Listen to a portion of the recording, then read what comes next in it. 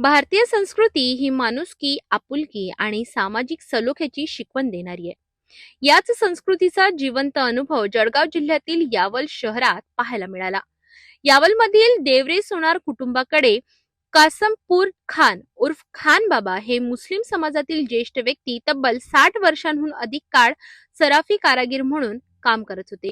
तरुण वयात कामासाठी आलेले खान बाबा हळूहळू या कुटुंबाचा अविभाज्य भाग बनले.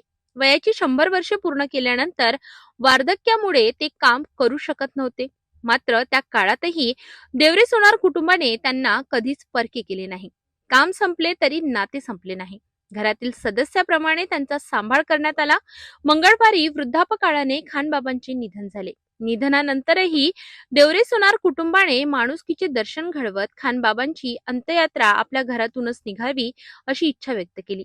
मुस्लिम धर्मीय रीतिरिवाजाप्रमाणे अंत्यसंस्कार पार पडले. मात्र अंत्ययात्रा हिंदू कुटुंबाच्या घरातून निघाल्याने संपूर्ण यावल शहरात कौतुक आणि भावुक वातावरण निर्माण झाले. या घटनेने समाजाला एक महत्त्वाचा संदेश दिला.